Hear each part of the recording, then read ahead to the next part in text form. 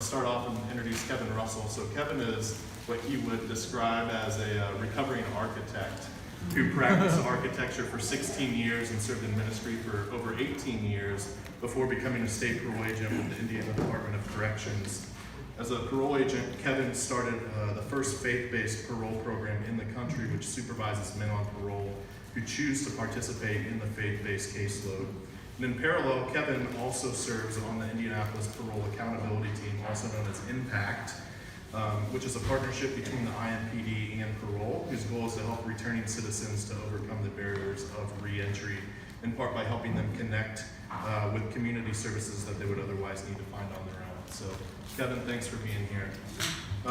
We've also got Andrew Falk. So, Andrew is a practicing attorney, and he's a senior fellow at Sagamore Institute, where he focuses on analyzing the impact of Indiana's comprehensive criminal code reforms on the Indiana criminal justice system. And over the last year and a half, Andrew has also served as the executive director for Constructing Our Future, which is a community revitalization program dedicated to providing education, housing, and employment to post-incarcerated women in Marion County. So, Andrew, thanks for being on the panel today as well.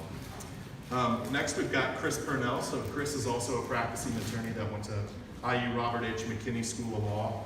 He serves as the executive director for Neighborhood Christian Legal Clinic here in town. So Neighborhood Christian Legal Clinic, for those of you who may not be familiar with it, is a nonprofit that offers pro bono legal representation and preventative legal education to low-income and new immigrant families throughout central Indiana and Fort Wayne, whose income is at or below 125% of the federal poverty line.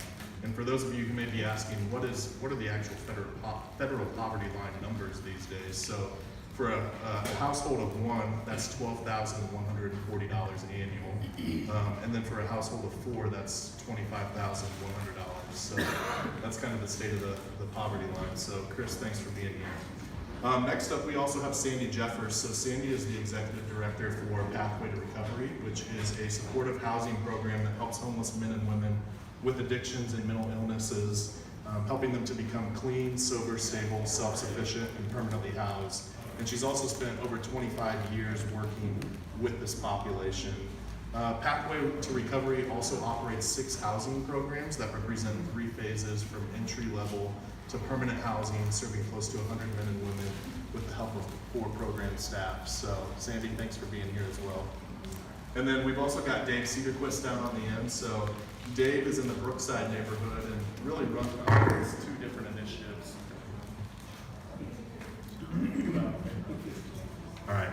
So Dave operates 2 different initiatives out in the Brookside neighborhood. The first is Brookside Community Church, which is a church that serves a congregation of the generationally poor. And the second initiative is Brookside Community Development Corporation, which is a church-based nonprofit comprised of outreach ministries and reentry, youth programs, and housing. So thank you guys for the work that you're doing and for taking time out of your busy schedules to be here today. So to maybe kick things off a little bit, I wanted to throw up a jump ball question for each one of you to maybe talk a little bit more about.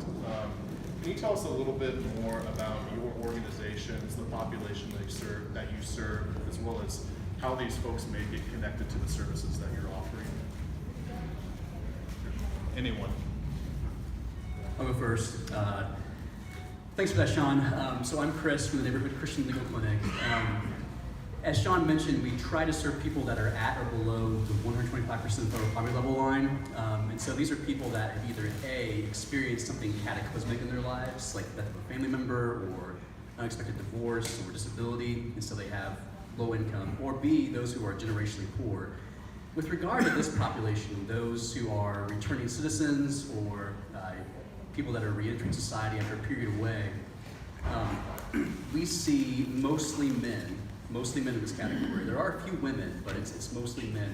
And the vast majority of them have either been put away because of some low-level drug offense or something of that nature. Usually it's not violent felonies or something like that. And the struggles they face, and again, since I'm a lawyer, the thing that I see most often is the legal issues. The legal issues they face are usually surrounding 4 basic issues. The first one is transportation. Transportation around Indianapolis is a huge deal. There are efforts in place to do something about it, but it's still slow going, pun intended. So what we work on is trying to get these folks driver's licenses so that way they can actually get around town and get to, if they're blessed enough to find one with a criminal record, a job. So that's part two.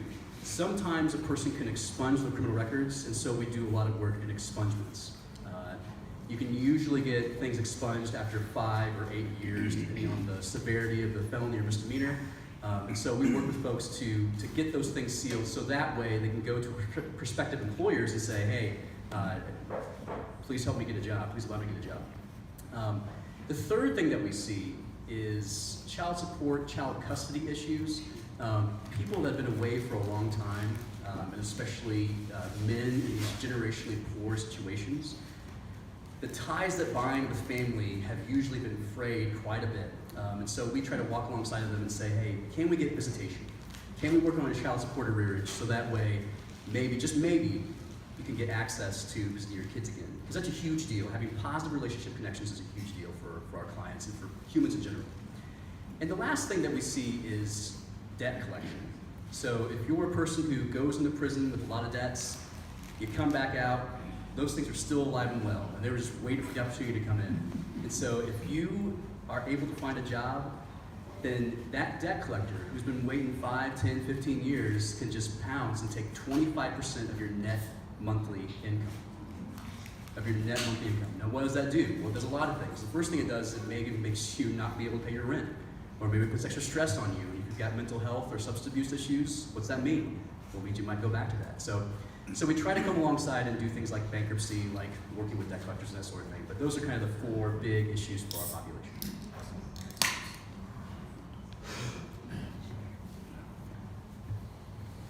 Afternoon. I work for Indiana Department of Corrections. I work for Parole District 3, which is Marion County.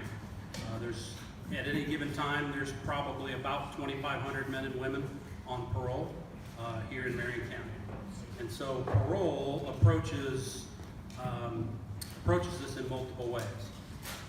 There are a whole series of opportunities that have been customized to help men and women succeed. Things like mental health caseloads, things like all-female caseloads. I am a part of 3 different initiatives.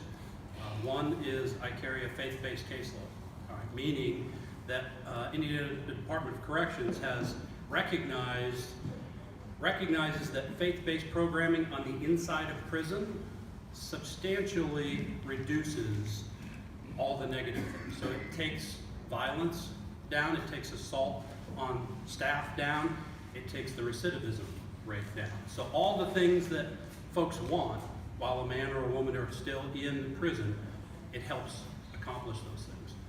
Part of the struggle is that when a man or a woman walks outside the gate, the support network that they had built by participating in that faith-based programming, that significantly diminishes most times.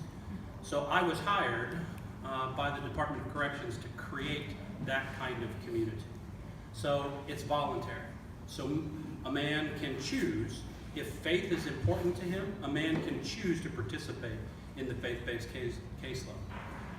That man can be of any faith, flavor, or denomination.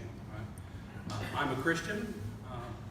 If I can't walk beside that man, then I work to find someone in that faith community so that that man can have support within his faith context.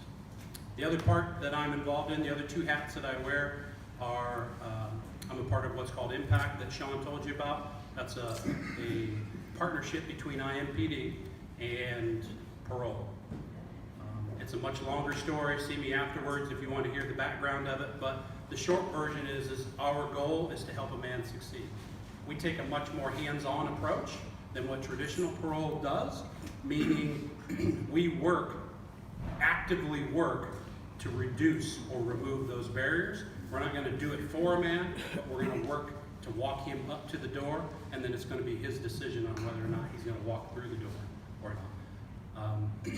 That's the other half. The third thing I do is mentoring. So helped work with local organizations like Trusted Mentors to create a mentor program specific to parole. so that a man or a woman who wants someone else in their corner, they have the ability to say, yeah, I want a mentor. They can get matched up, and then they can walk life out with that individual with one more person, part of their support network. So. Hi, my name is Sandy Jeffers. I'm the Executive Director of Pathway Recovery, and I've been blessed to be able to work at Pathway for the last 23 and a half years. I started there when I was 7. Okay. We started with one 24-bed facility to provide a foundation for homeless guys and gals who are struggling with drugs and alcohol and mental health issues. So our niche are those individuals that have to balance both of those barriers. Recently, last year we changed to all male when a local female program were able to expand their beds. And it kind of helps with the focus. Over the last 23 years, we started with that one entry-level program. We've grown to add 6 other programs. Today, we house 94 men, women, and families are off the streets within our six buildings. We've got 3 apartment buildings where men and women can live for the rest of their life, absolutely substance-free, and it's based on income. They're financially self-supporting. We're able to do what we do with only 4 full-time staff because the guys that come through the program, part of continuing on with Pathway is you need to show back up at the entry-level program and give back. So behind that desk are peer support individuals who have graduated from the program. Our program director graduated from the program. Our housing coordinator came through the program. And another amazing thing is our expansion programs were created by completely rehabbing vacant, dilapidated, crime-infested, boarded up properties that were completely unsafe. And what we were able to bring in were anywhere from 12 to 21 clean and sober, financially self-sufficient guys and gals. The way people learn about us is various ways, and unfortunately we're always full and we always have a waiting list. People would love to have help. So there's a myth that people are out there because they don't want help. They would love to have help. I have people begging me for help that I can't help because we're at capacity. They learn about us through the missions, the shelters, the detox programs, the jails, the prisons, the faith-based outreach, the homeless outreach, all those variety of ways. Since I've been there, we've helped about 1,500 people, and amazingly enough, half exit to the next phase of the program. And I'm just honored to have the opportunity to tell you all about the guys and gals that are out there that need us to know the truth about what's going on. Good afternoon. My name is Andrew Falk. As Chris said, I'm a senior fellow at the Saginaw Institute, and I'm starting this new nonprofit, Constructing Our Future.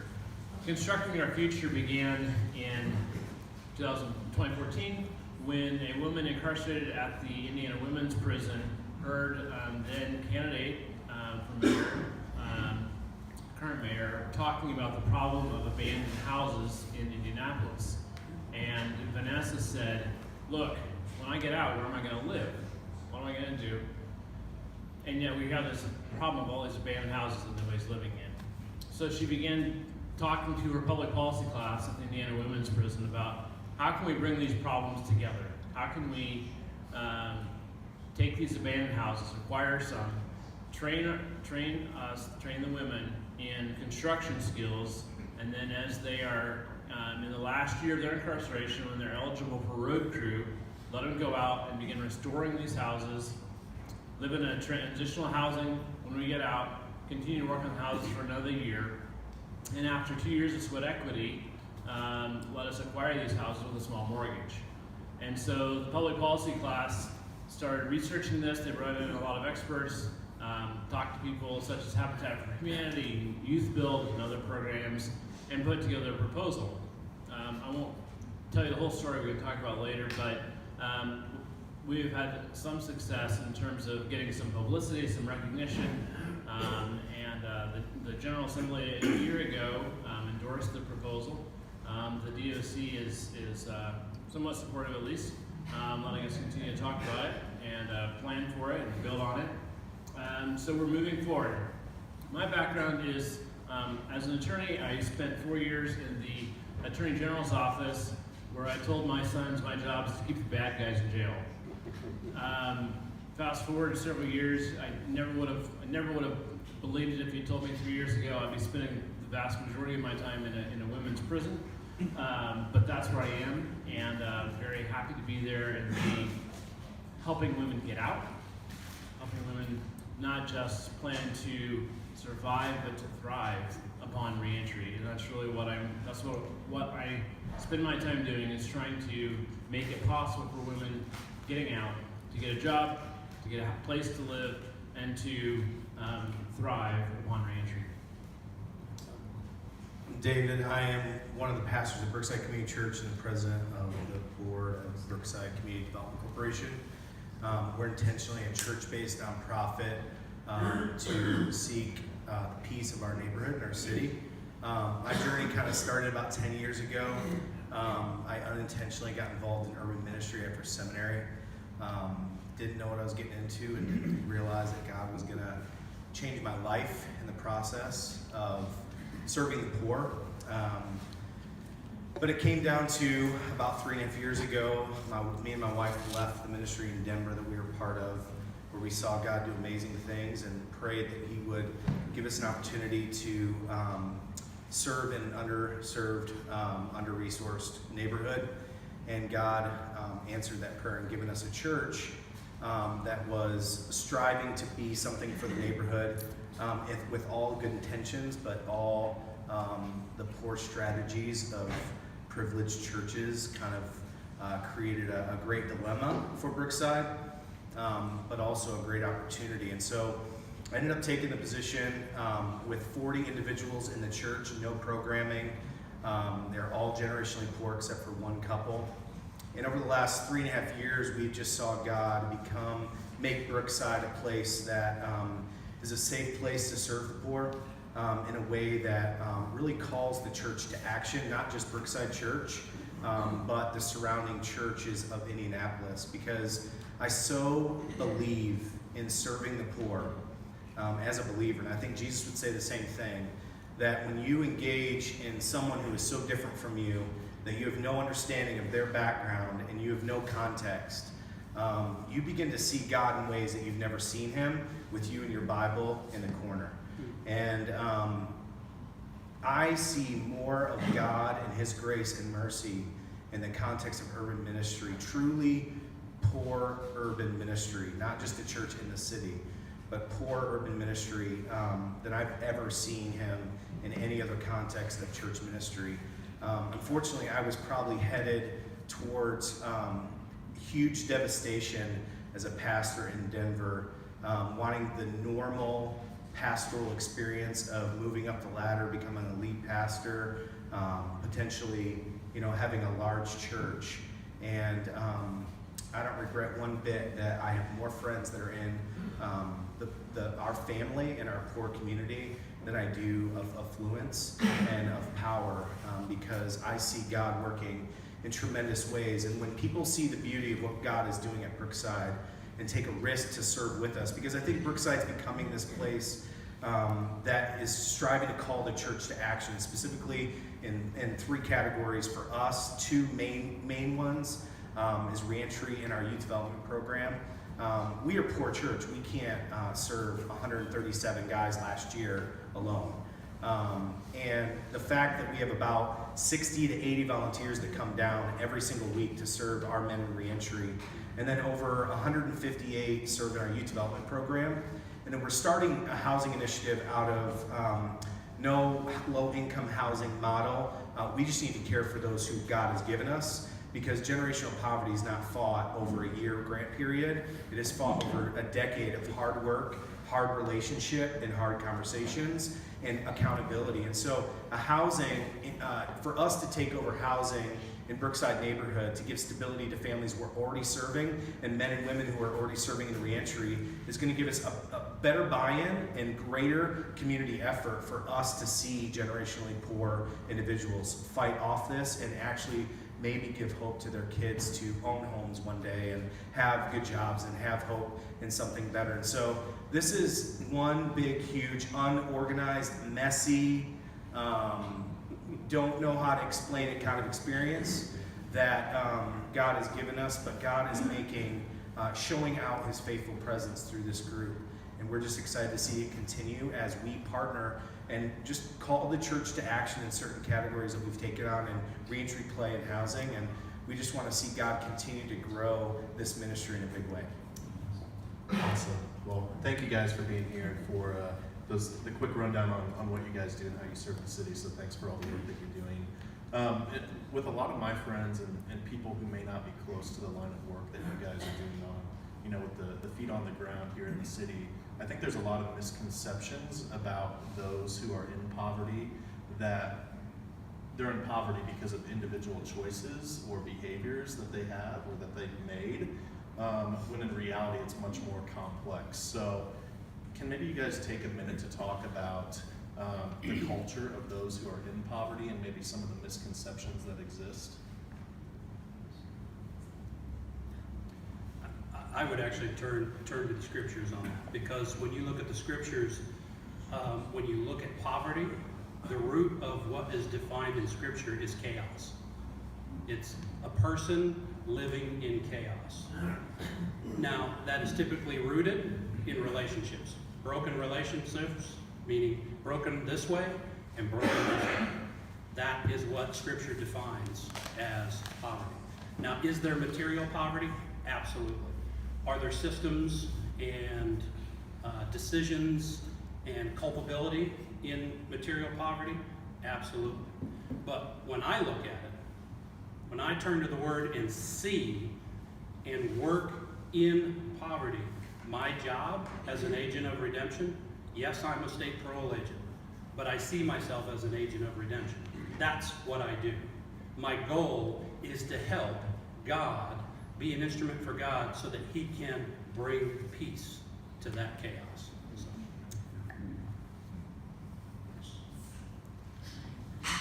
Thanks. So I just want to share with you kind of a classic example of a gentleman that ended up a pathway that you would never in a million years think you would land at Pathway, because Pathway is not the Betty Ford Center, okay? We're there to serve people. Our family, they've given up on us. I mean, we've caused so much heartache, and we're responsible for that. We're absolutely responsible for that. So even though I buy into addiction being the disease concept, that does not eliminate my responsibility for those choices at all. That just means my body processes it differently, and I need to take responsibility for having that information and not pick it up and capture the tools that I'm going to have to make part of my life to not pick it up. I got clean and sober when I was in my middle 20s, and I won't tell you how long. No, I've been sober, clean and sober 31 years, and I am blessed. But let me tell you, one of the guys that saved my life at a rehab program I went to that didn't require money up front. That was the thing, that tells you how long I got clean and sober. It didn't require money up front.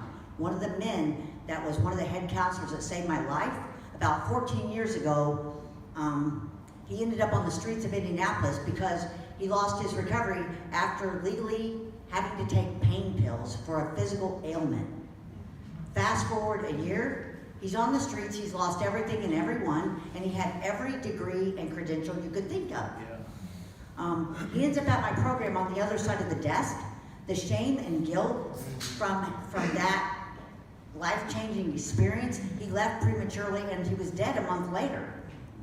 And my experience from that is, but for the grace of God, go I. It is not about my degrees or my job or my title or how many years. It's about if I stop doing what I need to do, I'm going to be that gentleman. That's right. Hey, I feel like somebody should yell, "Preach it, girl." That's right. Preach it, girl. But it's not always about the classic guy with the trench coat that's under the bridge, although I serve those men and women as well. So it's your brother, it's your mother, it's your sister, it's your child. And all it takes is going down the road of those bad choices. And I promise you, when I was in that life, I didn't want to be that. I wasn't raised to be that. I didn't know how to not do that. I was wired differently. And when and the part of you that's wired to kind of survive, if your life is threatening, you kind of go into autopilot to survive. That's the part of me that was plugged into drugs and alcohol. So even though I logically knew that didn't make sense and that was backwards, the part of me to survive was plugged into that poison. And it didn't make sense. Right. And until I got in a program that could show me the reality and some time under my belt to see it through some clear glasses, I didn't have a choice. Right. I knew I was breaking hearts, but I didn't know how to not do that. So I would just encourage and challenge and beg you all to look at it differently. There are probably some choices in your life that really didn't make the best sense, and probably didn't serve you or your family well. And some of us are wired to the point where we really have to have some different input to make a permanent change. I don't know if that makes sense, but okay. Yeah, and I would add to that if poverty is defined in broken relationships, I think the hard part about anybody engaging in poverty issues is they think that, well, I need to be able to see myself serving the poor. I need to be able to imagine that I can do this. You cannot imagine what you're getting into. That's the deal. This is the problem, is there is nothing to prepare you except for a faith step in taking a risk on someone who is different than you. And I think that is where God began to change our heart. My heart specifically is I was so wrapped up in my intellectual biblical knowledge. I have an MDiv. I mean, I did the pastor thing. I set myself up to be successful. But that MDiv degree means jack nothing to the poor in my family. And it did not give me the credibility that we have in the neighborhood at all. Really, it was the love that we extended beyond the shame, beyond the guilt, beyond the bad choices, beyond the felony conviction, beyond the sex assault that they committed, or the rape, or the touching of a young child. When you can actually walk in their humanity and begin to realize that this person has the same desires as I have. They made a bad choice, but then revert and go, man, how many bad choices have I made in life, right? It brings us to an equal playing ground that allows us to realize that through relationship, we can actually walk this out together. And really, that's what they're desiring. That's what they want. Like, perfect example, there's a guy right now in our house. He would call himself a drug kingpin, but I'm just not that impressed, so I just kind of like downplay a little bit. And he talks about how he's been in the construction industry. He's struggling to find a job right now. He kind of is our custodian, which is an interesting thing because we try to keep the money in the family. But in the midst of this, like, he is an emotional roller coaster all the time. One thing will trigger him in a way, like if the drinking fountain comes out wrong, this guy goes wrong. You know what I mean? And to talk him down from the ship is really a miracle of Jesus, right? So he sounds hot, and I know that if any of us were in this room, right, and seeing this happen, right, we'd be like, man, that guy's just an angry man. And then we'd walk off.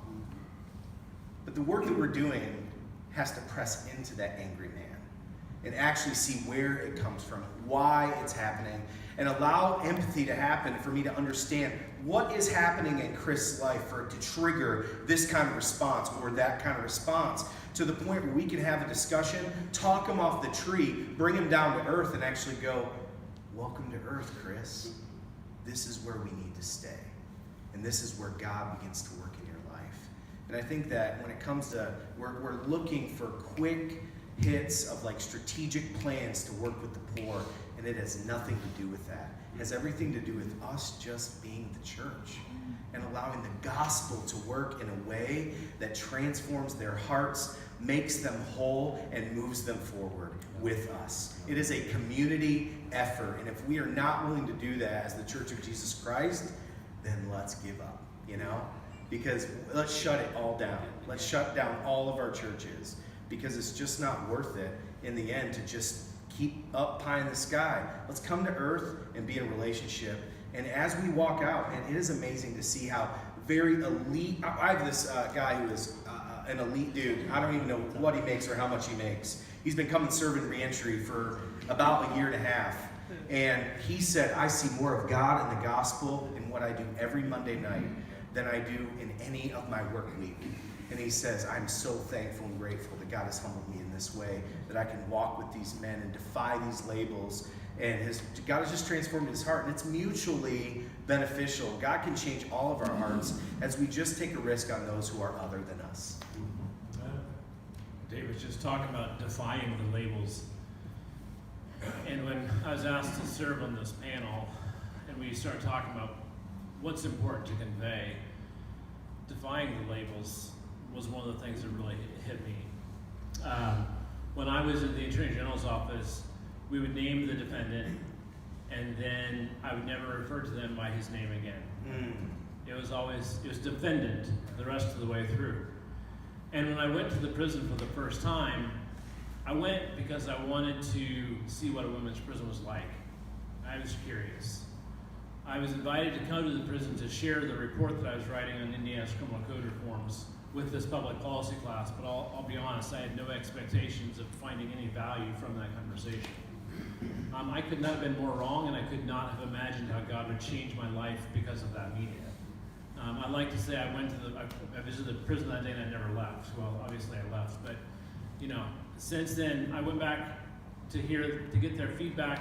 3 weeks later, I went back 3 or 4 weeks later to talk about housing policy because of this reentry program they were thinking about.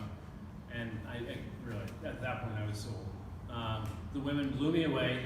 I never watched Orange is the New Black or any of those shows, but I had a perception in my head of what the women in a maximum security facility would be like, and the women in this class blew me away. Wow. Professional, articulate, well thought, well spoken, understood some of the laws better than I did, despite the fact that I had a legal degree and practiced for 10 or 15 years, and they hadn't even finished high school. They understood some of the stuff better than I did. They blew me away, and I began to realize, in those 4 years that I spent practicing criminal appeals, I saw people come in for the 4th and 10th time and realizing our criminal justice system, while it does some things well, has a lot of deficiencies as well. And there are things that need to happen that the DOC can't even do. And we got to do something different. Yeah. And so it's been a real privilege and a pleasure to be able to work with them, but it's been such an eye-opener to see them for who they are, to defy the expectations, to realize the grace of God there in the lie. Yeah. To realize that, if you read your Bible, you see men and women who did horrible things that we would put them away for life, and God used them so powerfully. You look at David, you look at Paul, committed murder, committed adultery, and God used them.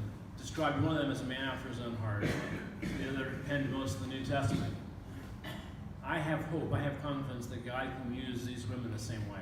Mm-hmm. And so it's a privilege and an excitement for me to work with them, to labor beside them, to build this organization, to improve their lives.